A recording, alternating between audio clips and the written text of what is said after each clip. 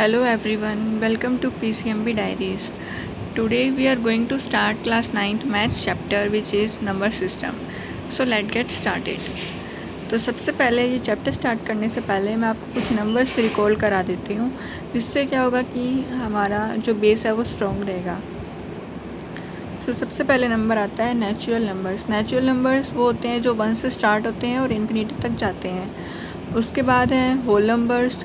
Whole numbers क्या होते हैं, 0 से स्टार्ट होते हैं और एज इट इज़ फिर नेचुरल नंबर्स की तरह आगे अहिड होते रहते हैं और इन्फिनिटी तक जाते हैं। देन उसके बाद आते हैं इंटीजर्स। तो इंटीजर्स हमारे होते हैं negative values plus positive values and zero. Okay, तो ये आते हैं इंटीजर्स में। और फिर आते हैं हमारे रेशनल नंबर्स। रेशनल नंबर्स वो होते हैं जो हम P/Q की फॉर्म में लिख सकते हैं और जहाँ पे Q क्या होगा, नॉट इक्वल टू ज़ीरो होगा। ओके, देन तो इसका मैंने एग्जांपल लिखा है, आप लोग देख लीजिए। 5/6 है तो जिसको हमने लिखा है P/Q की फॉर्म में एंड Q जो है वो 6 है हमारा, which is not equal to zero. Okay, उसके बाद आता है इरेशनल नंबर्स। इरेशनल नंबर्स क्या होते हैं, मेनली तो वो नंबर्स हम देखते हैं जो रूट के अंदर होते हैं, जैसे √2 हो गया। और अगर हम देखें तो जिनका कंप्लीट स्क्वायर रूट नहीं निकलता। ओके, हमारे पास √4 होता है तो √4 का हमें पता है कि कंप्लीट स्क्वायर क्या होता है, 2 होता है, बट √2 का नहीं पता कि जो पॉइंट में आता जाता है। ठीक है, तो उसको हम बोलेंगे इरेशनल नंबर्स। और इसकी एक डेफिनेशन और डिफ़ाइन करते हैं हम कि numbers which are non terminating. Non terminating का मतलब वो होता है जो डेसिमल पॉइंट के बाद वैल्यू चलती जाए। ओके, उसे बोलते हैं नॉन टर्मिनेटिंग। और एंड नॉन रियकरिंग। नॉन रियकरिंग मतलब क्या होता है कि डेसिमल पॉइंट के बाद कोई वैल्यूज़ का सीक्वेंस अगर रिपीट नहीं होता है तो उसे हम बोलते हैं नॉन रियकरिंग। जैसे मैंने ये एग्जांपल लिखा है, अगर हम इस डेसिमल पॉइंट में अगर हम लेते हैं हमारा सीक्वेंस की 1 2 3, 1 2 3 मैंने 3 डिजिट्स ली है, तो आप देख सकते हो इस पूरी कंप्लीट वैल्यू में यहाँ पे 1 2 3 अगेन रिपीट नहीं हो रहा है, तो इसका मतलब ये वैल्यू कौन सी है, नॉन रियकरिंग है। तो ऐसे नंबर्स जो नॉन टर्मिनेटिंग हो और नॉन रियकरिंग हो उन्हें बोलते हैं इरेशनल नंबर्स। ओके, तो हम अब चलते हैं हमारी नेक्स्ट स्लाइड के पास। अब हम चलते हैं नेक्स्ट स्लाइड की ओर, तो आप लोग देखिए।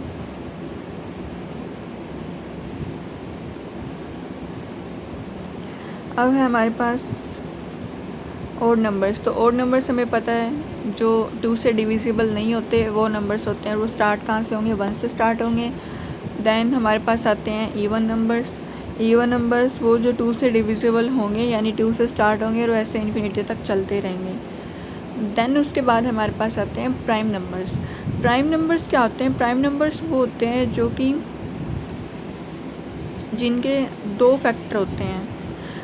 Numbers those numbers which have only 2 factors. एक तो होगा 1 और एक होगा जो नंबर हम ले रहे हैं वो खुद।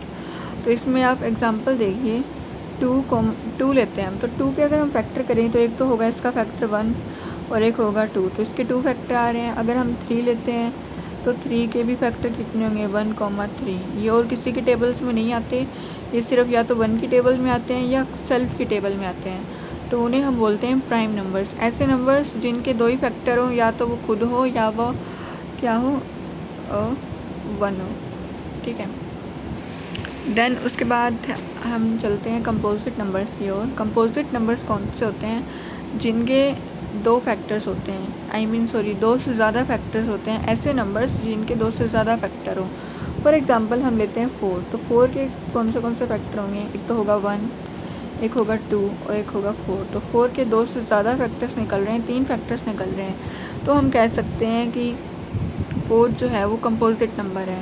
ठीक है, 4 एक तो 1 की टेबल में आता है, एक 2 की टेबल में आता है और एक 4 की टेबल में आता है। तो हम बता सकते हैं कि कंपोजिट नंबर्स वो होते हैं जो जिनके 2 से ज़्यादा फैक्टर्स होते हैं। अब नेक्स्ट है हमारे पास को प्राइम नंबर्स।